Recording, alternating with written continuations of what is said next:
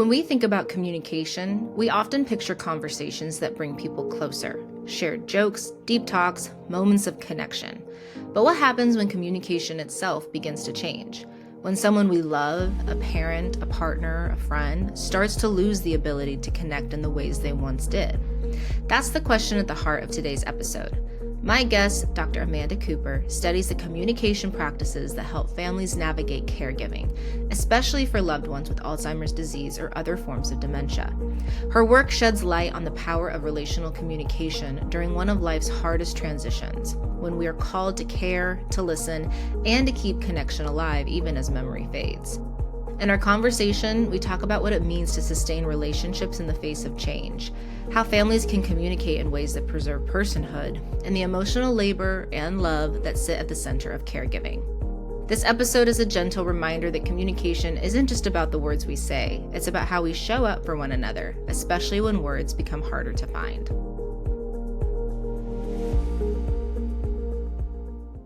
I'm here today with Dr. R. Amanda Cooper, an assistant professor of interpersonal communication at the University of Connecticut.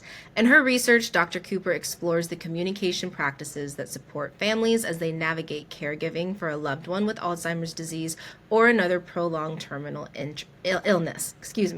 So thank you so much for being here today, Dr. Cooper. How are you doing? I'm doing great. I'm so excited to be here.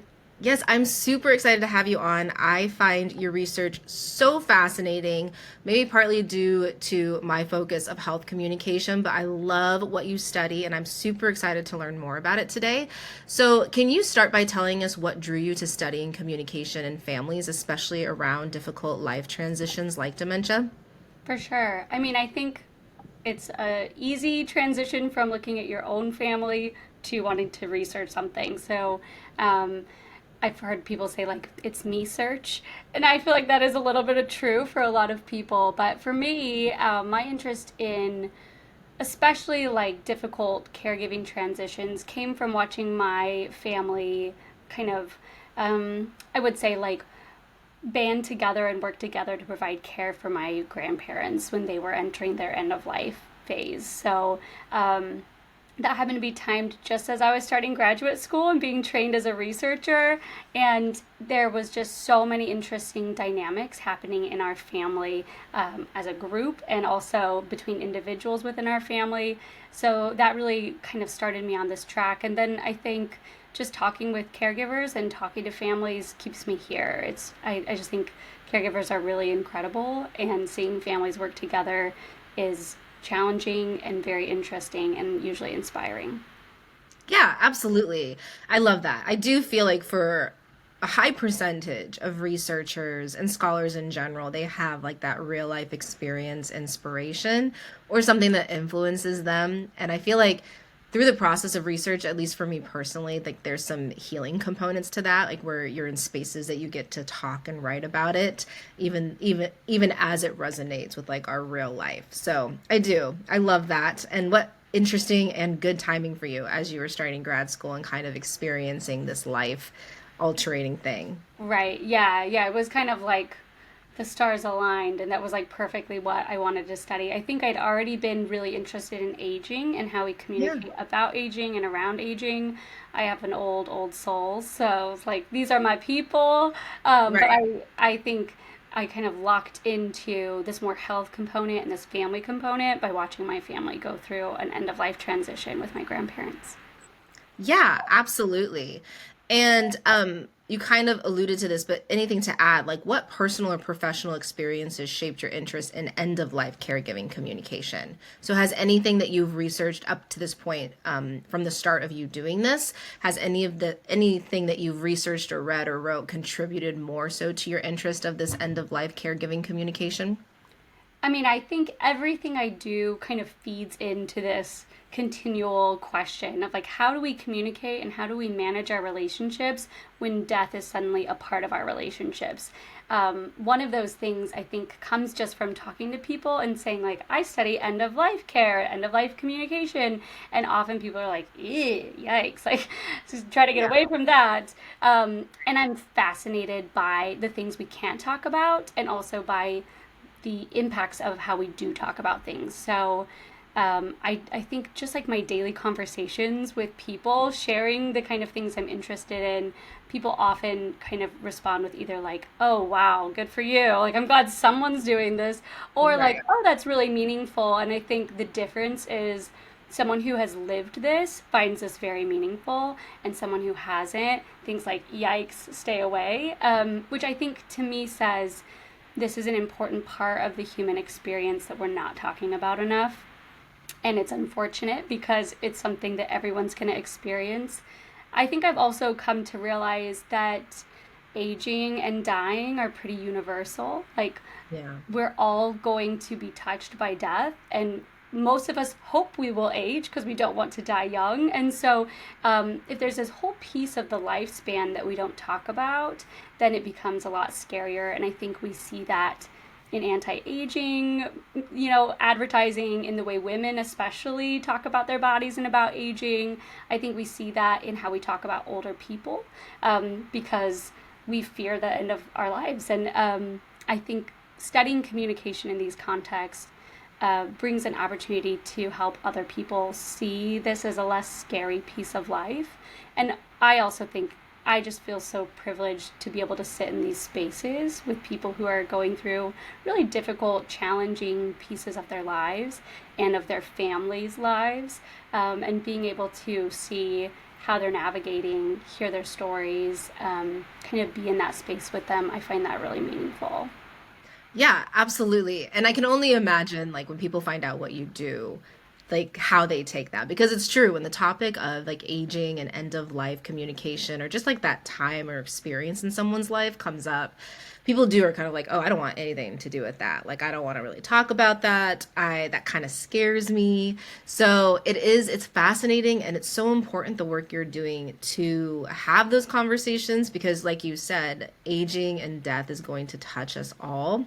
And we kind of live in a society that pushes this narrative of avoiding it as long as possible through anti aging or through those messages that aren't really pro aging gracefully and whatnot. And we kind of have built like this fear around it. But whether it's with a relative or someone we're close to or even ourselves, it is going to touch us. So it's kind of important to come face to face. And I have found myself like, I feel like I was like that for the longest time. I was like, I don't want to think about that. And then I really got into grad school and started focusing on grief and loss. And so I kind of had to like think and talk about it more. And there's something a little empowering about it, being able to tackle it and talk about it and read about it and kind of keep that awareness going because, like you said, it's inevitable. For sure. Yeah. And I think we fear what we don't know. And so if I haven't ever heard much or had Right. interaction with these parts of the lifespan, then they feel scarier. Obviously, we don't know all the things about death and dying. There's a huge piece we don't know, right? Like, uh, Right. but you never know what it's going to look like for you. You don't know what comes next, if there is anything next. Like, and there's so many ideas about that like we could jump into. But I think ultimately that uncertainty creates fear. And if we can like break it open a little and make things less uncertain, I think that also helps like make the fear of that thing less strong. And we prepare for so many phases of our life. It's so weird that we would stop preparing for things Yeah. once we get older. Like, people especially live for so long now. The post retirement years could be 30 years of your life. Like, I'm in my 30s. That's my entire lifespan as an Right. older person. And so I just think we are doing ourselves a disfavor if we're not talking about these things and also if we're not preparing for them. So I think by talking to caregivers and talking to older folks and letting them share their stories and then sharing those more widely, we're able to kind of uncover some of those experiences and make them a little less scary. Yeah, absolutely. This is really interesting timing because, like, literally 3 days ago, my Instagram algorithm started showing me all of these end of life caregiver accounts or like hospice care. And Mm. I went down a rabbit hole just like watching all these posts about how they just talk about their patients or their relatives in these final moments or in these final stages and what's important, what's not important, what's helpful, and whatnot. So it is. It's very timely that you are here since this has been last few days of kind of reading and watching this type of stuff. So you've described your research as focusing on the relational aspects of dementia rather than just the medical side. Can you unpack what that means and why it's so important? Yes. I think the medical side, I'll start by saying the medical side of dementia and Alzheimer's research is very important. So I don't at all want to say that's not important. But I think in our rush to find a cure for Alzheimer's disease and in our focus on curing or really a medical drive in this area, we kind of ignore the fact that there are millions of people in the world living this at the moment, and they're probably not going to make it for the cure. And so I feel like we also need research that can help these folks now, these families who are actively experiencing dementia or Alzheimer's. So yeah, I focus on the relational side. So what that means really is that in my research, I look for the ways that families use communication to sustain relational connection, even through the long and very difficult trajectory of Alzheimer's disease. So rather than focusing on the medicine piece or the symptoms obviously contribute to the relational side of the disease, but I'm really focused on what will add value within the relational context and how can families communicate more effectively when they're navigating dementia care. Yeah, absolutely. And in your work, what have you found to be some of the biggest communication challenges families face when a loved one has dementia? I think one of the biggest things about dementia and something that sets it apart from most other illnesses that we experience in our lives is that because it's a cognitive disease, what happens is the person's behavior changes and their ability to engage in the relationship changes. And so I think that's the crux of the problem. I think often when we interact in our family relationships, we have kind of like a default that we expect from our relational partners because we have years of history of them behaving in certain ways.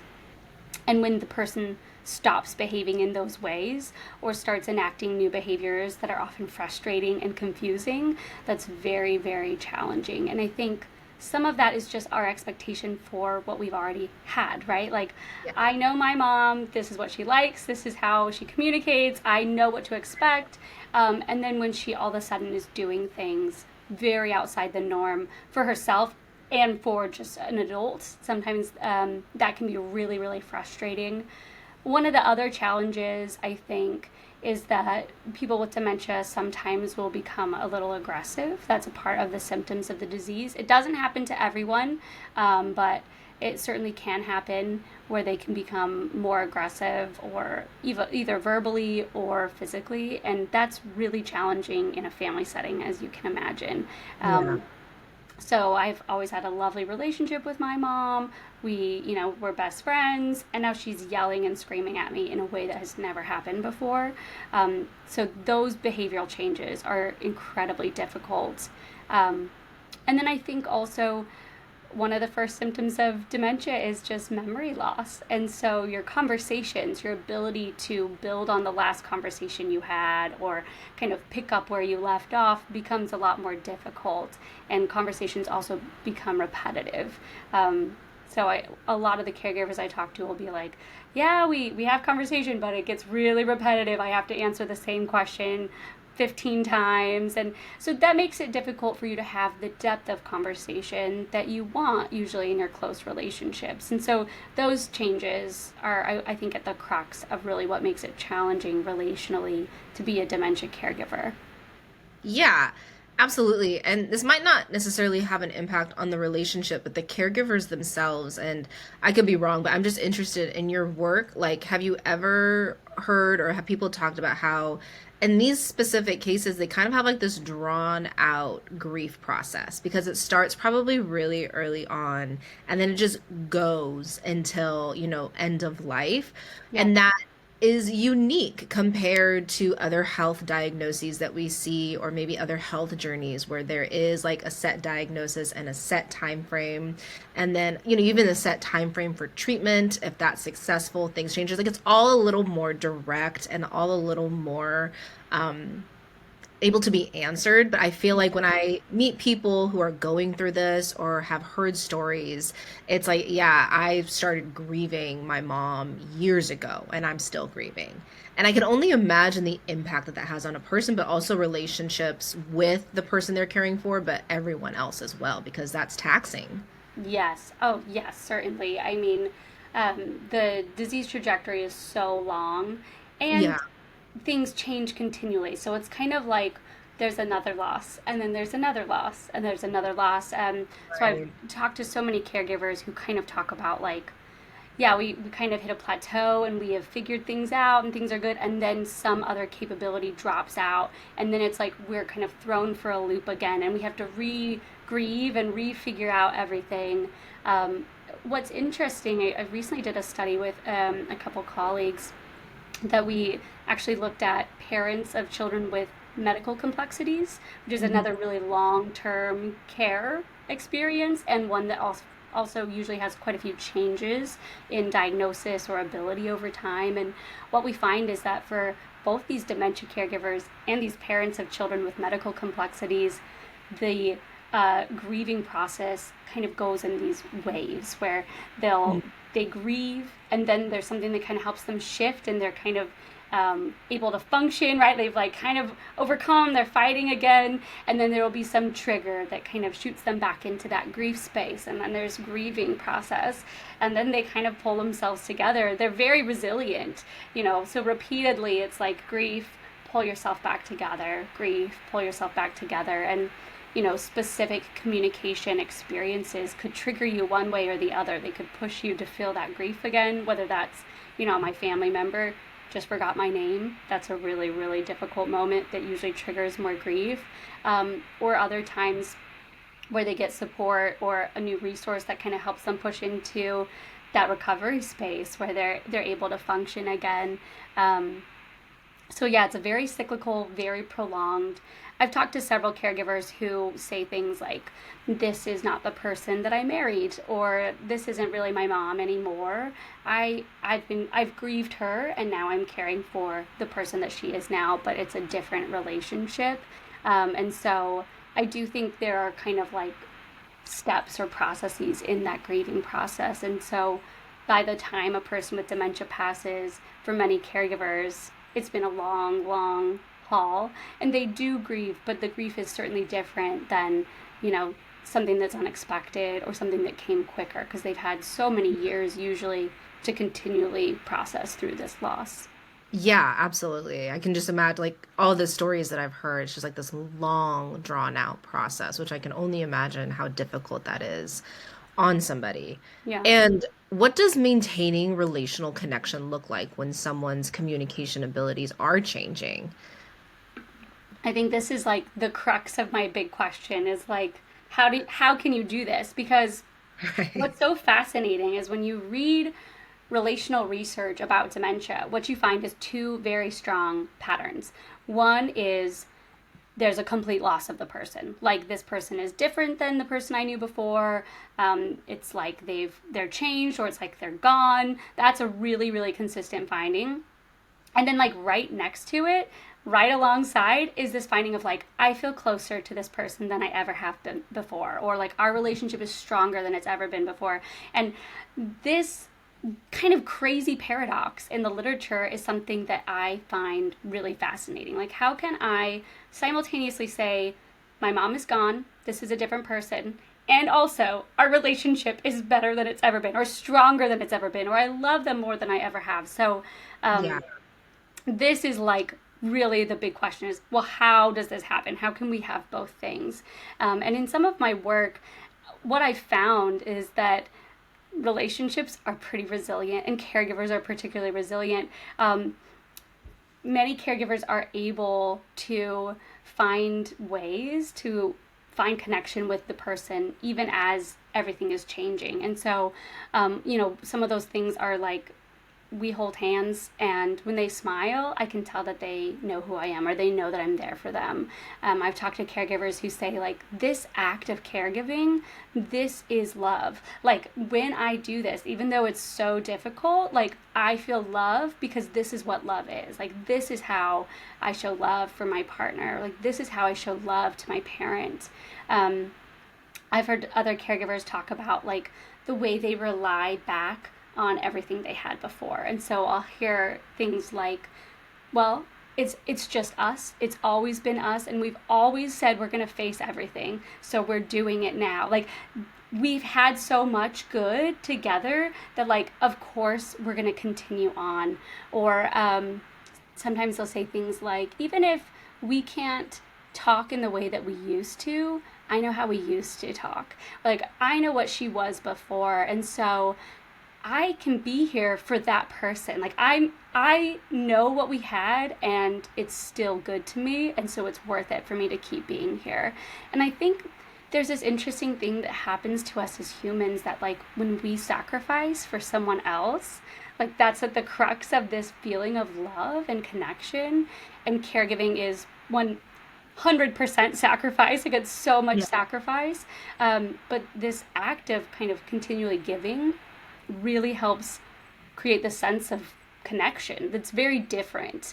Um, I've also talked to caregivers who are pretty resourceful in finding ways to continue to communicate. So, like, one caregiver told me, she's like, yeah, I play Name That Tune. He can't really, like, have a great conversation, but I can play the piano and he can shout out names. He still remembers that. So, like, we're not talking anymore, but, like, we're singing and we're doing music together. Or, like, we look at these pictures of our family and I tell him stories. We don't have a conversation, but I can tell him all the good things we've had in our life together. So even though that reciprocal piece is not as strong, especially later in the disease trajectory, caregivers are really resourceful and families are really resourceful in finding ways to still feel that connection.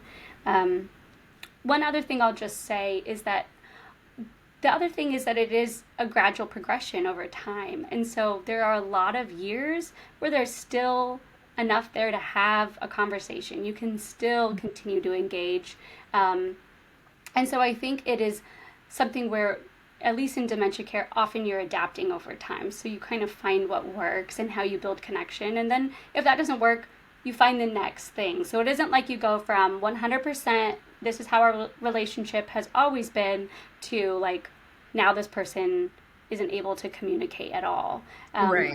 It will get to that stage often, but usually there's, like, lots of ways that people engage relationally across that whole disease trajectory. And I think it's that ongoing positive communication that they're sharing that helps bolster that relational connection. And so, if we've adjusted to, our communication is now maybe at 70% of what it was before, then when something new changes, we're only adjusting 10% down to 60% of what we had before, rather than kind of going from 100 to 0.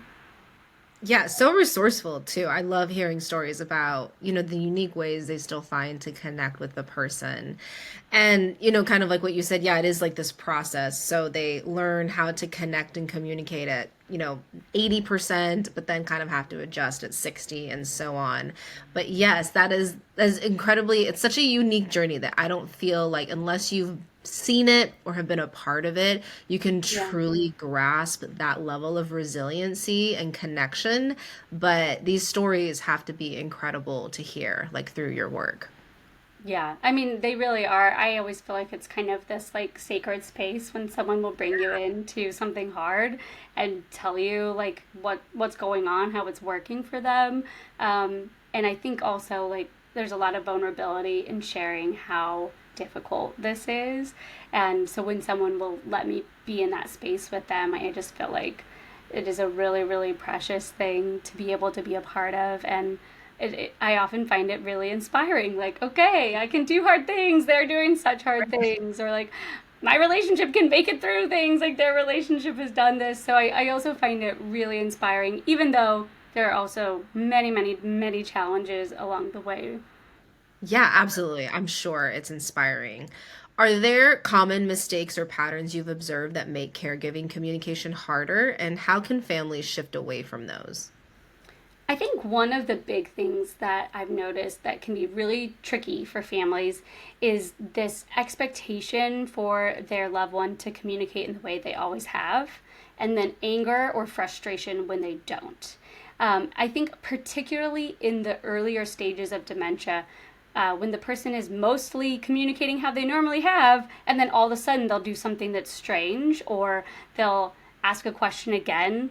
I think for many of the caregivers I've talked to, their immediate response is frustration. Like, you already asked me that question. Don't ask me again, right? Like, why are Right. you saying this? Or, like, why would you ask that question? Or, what are you doing right now? And I think that expectation for the quote unquote normal of the relationship can make it difficult for them to adjust their communication. And so I think one thing is shifting your thinking to recognize, like, okay, we're not in our quote unquote normal territory anymore. We're doing something different now. Like, things have changed.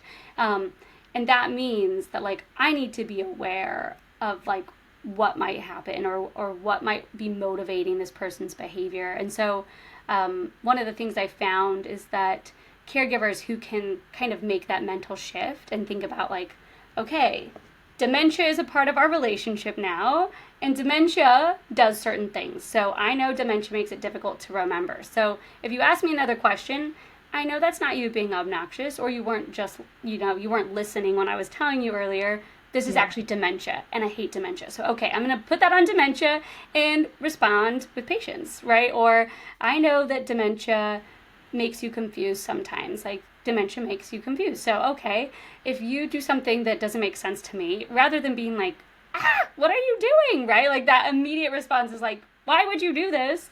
If I know, like, okay, dementia is causing this behavior, then I can shift how I'm going to respond, because I can work around dementia once I realize that it's dementia that's doing this. But when I think it's my loved one, then I'm mad because my person doesn't do these things, right? Like, my mom would never say this to me, or my mom would never behave in this way. But when I know it's dementia that's doing it, then I'm like, yeah, dementia, your pain. Okay, I get it.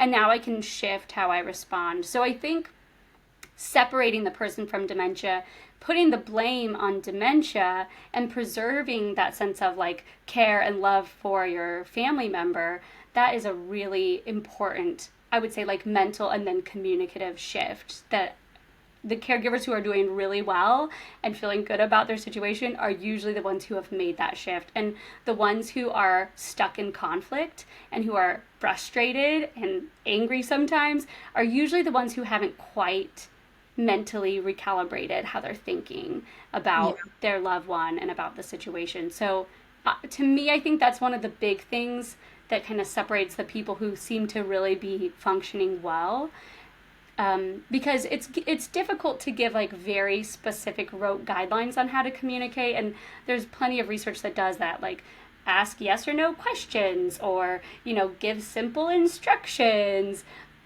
don't talk too fast. Like, we can say these things, but they really only apply in certain phases of the disease. Early in the disease trajectory, if I only ask you simple yes or no questions, you're going to think I'm treating you like an idiot. And that is not helpful for people with dementia. And so I think because the disease shifts so much, it makes it difficult to give, like, here are the top 5 ways to communicate with your Yeah. loved one. So I think shifting your thinking and, like, being able to separate dementia from your person, and then understanding what dementia does, so you can blame dementia and hate dementia, be angry at dementia, but then still love and be compassionate and kind with the person who has dementia. I think that separation gives you the ability to be fluid and flexible in working around whatever new changes or challenges come. Absolutely. And do you feel, based on your work and kind of what you have seen and heard, is there good, like, caregiving education and support systems in place, either via doctors and medical staff, or maybe completely independently from hospitals and doctors' offices for such caregivers, or kind of for them just to learn about how to navigate this particular diagnosis and what they can rely on or what they can think about, kind of like what you were saying in terms of like separating what's dementia, who's the person type of thing? Like, or is that like, is there a gap in information there for caregivers? That's such a good question. There is actually a lot of resources available for caregivers, Okay, good. particularly through the Alzheimer's Association.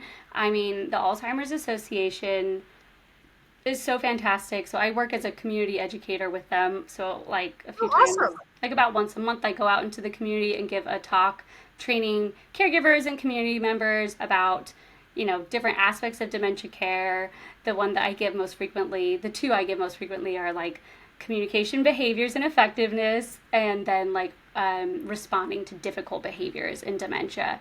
But if ever I meet someone who has a loved one with dementia or who has dementia themselves that's looking for resources, that's the first place I point them to.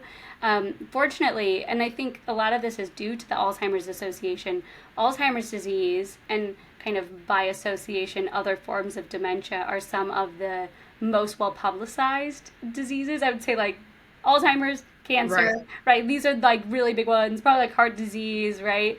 Yeah. So Alzheimer's disease is talked about quite a bit. It's one that a lot of people are aware of, but maybe not super informed about. But yes, that's anytime I talk to someone, my very favorite resource from the Alzheimer's Association is that they have a 24/7 like helpline. So if something's happening in the middle of the night, you can call that number. Someone will talk to you. They're master's level clinicians who are on the line. They also have some great resources for finding your local resources for dementia and Alzheimer's care. So that is really fortunate. I think there's a lot of resources out there, particularly from the Alzheimer's Association. There's some other great organizations as well. Banner Alzheimer's is one that's in the West that does a really great job. Mhm. So there is resources out there.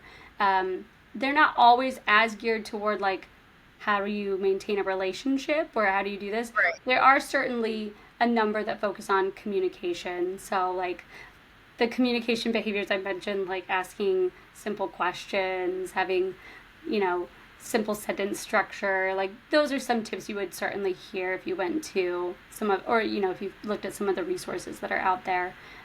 So there are resources, and I feel like my work just helps add to this body of work, and hopefully adding resources for caregivers in a space that's explicitly relational, and explicitly about communication, where I feel like that's not always the case in these different spaces. Yeah, that's amazing. I've heard amazing things about the Alzheimer's Association, and I have like used that as an example in like my health comm classes. So that's so great that you get to go out and like talk and kind of be amongst those and help them Yeah. with your expertise. So that's super cool. What role do cultural values or family dynamics play in how families navigate dementia caregiving? I feel like that's such a challenging question because it's like so much, right? Like Right, right. every family is gonna respond slightly differently. A few things that we know from research. One is it really impacts who provides care. So cultural values affect often kind of influence gendered nature of caregiving. So often we find that women are primary caregivers more frequently than men, and I think that is a culturally based gendered norm for caregiving. So Right. that certainly is a piece. I think another thing that really happens too is whether the family believes that their loved one has dementia. Believe it or not, even after having a diagnosis, sometimes it's hard to convince family members that a person has dementia or, another illness, but particularly Alzheimer's and dementia, the cognitive nature of those diseases, some cultures accept them more than others. So we know in Hispanic and Black communities, it's much more difficult to get one to get the person to get a diagnosis, and two to get the family on board with the diagnosis. So when we think about the cultures surrounding, like Mexican Americans, Black Americans, dementia is sometimes difficult for those families to accept. This is obviously a generalization, right? This is what we find kind of statistically, but there really is a clear distinction, and I think we need a little more work to understand what is it exactly about these different cultures that might make it more difficult to both receive a diagnosis and to accept the diagnosis within the family. But those two pieces, I would say, acceptance of a diagnosis and the gendered nature of care really influence how that family is going to manage the disease and how they're going to communicate about it. Um, I've talked to multiple caregivers who have said things like, I'm the only person in the family that like believes that mom has dementia. And when she goes to my sister's house, she throws away her medication. Or so that will create quite a bit of conflict in the broader family system. If there's some folks who don't think this is real and others who do, that's really going to change the amount of support a caregiver receives, how they're able to talk about a diagnosis. Decisions about care become more difficult, right? If not all of the siblings are on the same page, but maybe one sibling has control over one piece of a parent's, maybe their finance, while another one has control over their medical records. So those dynamics, and then just family dynamics, like those old grudges or old bumps in family relationships can sometimes come back during dementia care. And this is, I would say, common across caregiving, right? Yeah. These are family experiences, and families come with a lot of baggage. So, right, so you're experiencing and sometimes reliving some of the things that haven't been resolved in the family relationship. They can come back up during the caregiving period. Even in my own family, my dad's one of 10, and so there was a lot of kids kind of trying to manage this end of Yeah. life caregiving. And it was very interesting. I would say, like, I've always thought our family all have really great relationships, and there wasn't anything like, there's no broken relationships now because of caregiving, but it was very interesting to see how the different roles of the different kids in the family played out, and who wanted to be in control of everything and who didn't show up, and how did these things play out across the family system. So definitely the kind of established norms and relationships are going to really come into play when you start providing care as a family. Yeah, that's so fascinating to think about. And I guess I haven't put much thought into that, what can come to the surface in situations like this. Like situations where there's already so much unknown and there's already probably an intense amount of like grief or heartbreak, but then like all of these unsaid things that have never really been resolved or talked about or met with, like you're suddenly facing them because you have to like take a look at the dynamics of your family and how that's going to affect caregiving. So Right. that's a really fascinating component for the overall family dynamic and how that plays a role. I also think it's interesting because what you were saying kind of just reminds me of several stories I've heard throughout the past of like what does come up with a diagnosis and kind of like all that unresolved conflict that was like never really talked about, but like the minute someone's diagnosed and you're kind of trying to take a look at their plan, it kind of rises to the surface of like, oh, this person, hurt me a lot, like throughout my upbringing, or they said stuff that wasn't nice that really had an impact on me. And it's interesting how it's like, why is this coming out now when we're trying to tackle this and trying to come up with a plan? But it's kind of like how those dynamics are at play and how that forces us to tackle more than just a simple health diagnosis is really fascinating. Yeah, for sure. And like stress brings out, it makes it difficult for us to mask our emotions, right? It like makes it difficult Oh, for us to yes. just let things go, right? So Right. when you're already really stressed about having to provide care, Yeah. that shifts how people respond in interactions. And then I also think end of life caregiving and end of life planning are really vulnerable spaces. So when you start engaging in these like kind of vulnerable conversations, other things, other vulnerable things might also Yeah. come out. So I think it's like a perfect storm. It really is. Yes, and it's so difficult probably to like self-regulate through those moments where you're so stressed and worried, and then all of this stuff is coming to the surface, and it's, yeah, like you said, it's like a perfect storm.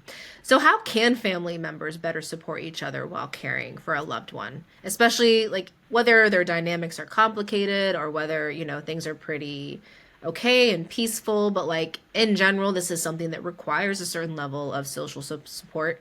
So, how can family members better support each other while caring for a loved one?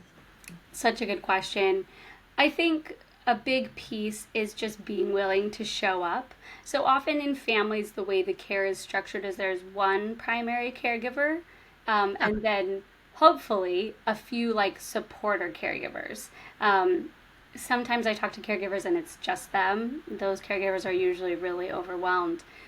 So I think if you're not the primary caregiver, then being willing to check in regularly and show up for that person. Lots of caregivers have a hard time asking for help, and they will just burn themselves into the ground, especially with dementia care. If the person is wandering or maybe has behavioral issues that they might, hurt themselves or hurt others, it's almost like around the clock vigilance to make sure everything's doing well. And so one of the big things that can be really helpful is respite care. So just saying like, hey, I'm going to take mom for half the day. You go do whatever, right? Or I'll be here. You go take care of what you need. If you were going to just offer something, I think that is a really good thing you could just offer. Or taking other things off their plate. So, like, you know what? I will take care of your groceries every week and I will mow your lawn. Like, you don't have to do those things now. Because often what happens is the caregiver has everything on their plate plus everything for the person with dementia because their lives usually don't stop, right? They might also right. be working. They might, in married couples, usually married couples divide household chores. Now I have to do all the household things and take care of you in a way I haven't had to before. So their load becomes very heavy. And so, those things like a regular kind of check-in offering to provide some kind of respite care, whether that is just like, you know what, 2 hours a week I'll come over, you go take a nap or take a break. I think that can be pretty helpful.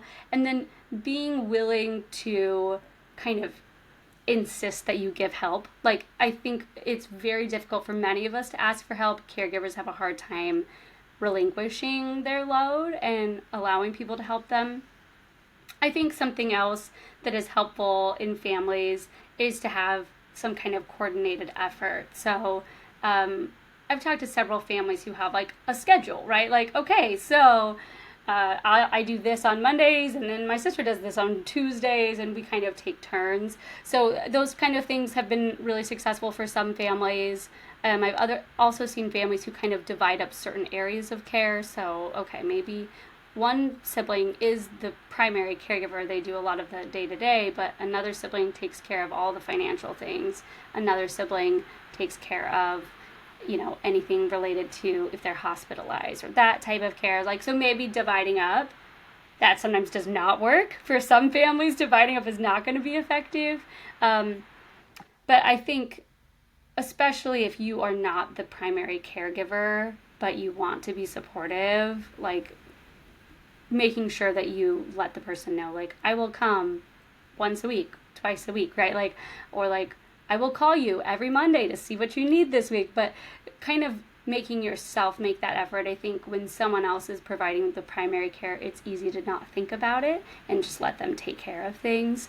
And usually caregivers are kind of like the silent victims of dementia because they're not Yeah. asking for help. They are overwhelmed.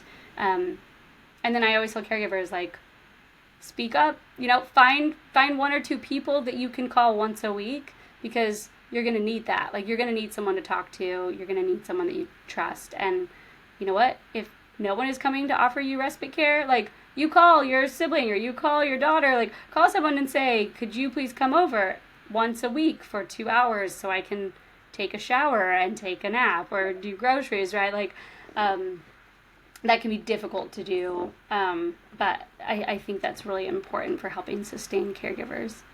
Yeah, absolutely. And what gaps still exist in how society understands or talks about dementia and caregiving? That is such an interesting question because I think society is hard to define, maybe. I would say there's some areas of some segments of society where we're pretty locked in, right? I said there's Mhm. been now decades of Alzheimer's research. We've been talking about Alzheimer's disease for a long time. There are resources out there. I think often I think there is more work to be done, I should say, making it sound like there's nothing for me to do. I think there is more work to be done to better understand, definitely like how to maintain and communicate effectively, building relationships in Alzheimer's dementia. I think there's certainly more work to do in shifting people's perceptions of people with dementia. There's a lot of stigma associated with dementia. There's certainly work to be done in how we create laws around caregiving. There's not a lot of support for caregivers structurally. There's lots of work there. I also think there's like a massive uninformed public. So often when people have a loved one diagnosed, they just don't know where to go or what to do. So it's almost like we have this deeply informed group and then like everyone else. So I think helping people know what is Alzheimer's disease, what is dementia, and then trying to shift some of the attitudes that we have about dementia and about aging in general. I think those two are tied. So I definitely think there's some work to be done to kind of shape and shift public opinion and the way we view individuals who have dementia in ways that are going to enable us to, one, respond better when a loved one has dementia, and two, create better systems and structures of support for people who are experiencing them. Yeah, absolutely. And if you could give families one piece of advice to carry with them as they navigate dementia-related transitions, what would it be? One seems really limiting. So One's like hard, yeah. if you want to do a couple, like a few, I get it. I would say, one I would say is like, learn all you can about what the disease is going to do to your loved one, and try to put yourself kind of into their shoes or into their world. Like, it's so helpful to understand that these individuals with dementia are usually still logical. They just don't have all the information, or they're not seeing the world as you see it. And so if you're able to kind of put yourself into that world that they're living in and think about, okay, if I woke up and I didn't recognize the room I was in and I didn't recognize the people around me, how would I respond? I'd probably be angry. I would probably be scared. I might yell. I might try to fight my way out, right? Like, your immediate assumption, if you were in that situation, would be like, I'm kidnapped and I need to find my way home, right? Like, that would be logical. That's a logical response. The unfortunate thing is that the person with dementia is at home with their family who loves them. And so I think being able to put yourself in the shoes of the person with dementia and think about, if I was in this situation and I only had this information, or, if I was in their reality, if I was viewing the world like this at the moment, how would I logically respond? I think that can then help you, again, respond with more patience and compassion, but also like figure out ways to work around it. Caregivers are pretty resourceful in finding ways to help their loved one in the reality that they live in, rather than trying to drag them back into the world that we live. They're just not always cognitively able to understand the reality that the rest of us are living in. And so stepping into that reality, into the space that they might be inhabiting, and trying to figure out, okay, if I thought someone had stolen my purse, like, how would I respond? I would be upset. Okay, so how can we make it so that the purse doesn't seem like it's been stolen, right? Like, Yeah. let's store her purse on this counter where she can see it instead of in a closet, because clearly this is causing distress, right? So then if you're able to kind of think about, well, how would I respond in this situation? What is the reality they might be living in? That's really going to help you be able to respond in ways that help you sustain the relationship and also work around some of those challenging bumps that come with the symptoms of the disease. Yeah, I think that's great information. And how do you hope your research will change the way health professionals, caregivers, and society at large approach dementia care? My hope would be that we're better able to support quality of life and personhood for the people who have dementia and for the people who care for them. So I think this is really like a two-pronged effort, supporting the individual who has dementia. So things like communicating with them in ways that support their personhood and their value, creating systems for earlier diagnosis, which is certainly in the works, perpetuating images of them as competent, because they are competent in lots of ways until they're not. And then I think also the other piece is supporting the care structure surrounding the person with dementia, and particularly their primary caregiver.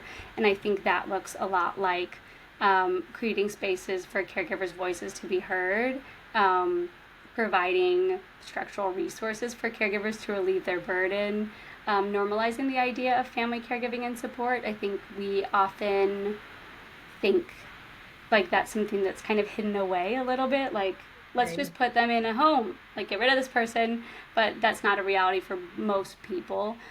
So creating systems that support and build up caregivers. And then I would say also just relationally, what I found is people who have high quality family relationships going into dementia care tend to have high quality support and care while they're helping their family member. And some of my work has shown that people who have a high quality relationship with the person who has dementia going into dementia before they're even diagnosed, they tend to be able to communicate more effectively in dementia and report greater sense of, positive personal growth and less depression, right? So just a plug for like building the relationships that matter to you and keeping them healthy. Having a healthy relationship is going to make you more equipped to go into some difficulty, whether it's dementia or something else. So I know that one's kind of like, feels like a duh, but it is something that we could all do, is just think about how we can strengthen those relationships. That's so important. Like, that's such important information, and definitely something that should be recognized and talked about now, prior to us aging, or, now to where we can like improve and continue working on relationships with our aging parents, grandparents, people we're close with, and so on. So yeah, I think that is a really important piece of information and super fascinating. But I love all of this. Dr. Cooper, thank you so much for taking some time today to talk to me. And I find your work so fascinating and important. And I'm so excited to see what is in store for you in the future and what your research looks like. Thank you so much, Emily. It was so fun to chat with you today. Thank you.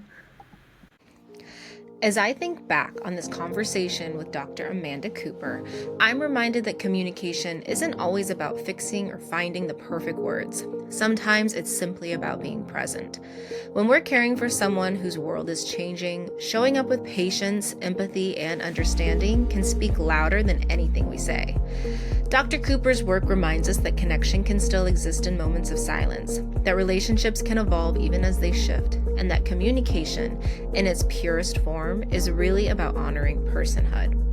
If today's episode resonated with you, I hope it encourages you to reflect on how you show up for those you love, and to see care itself as a powerful act of communication. You've been listening to Cultivate Talk. If you enjoyed today's conversation, please follow the show wherever you listen to podcasts and leave a review. It really helps others find the show. Until next time, keep cultivating connection, one conversation at a time.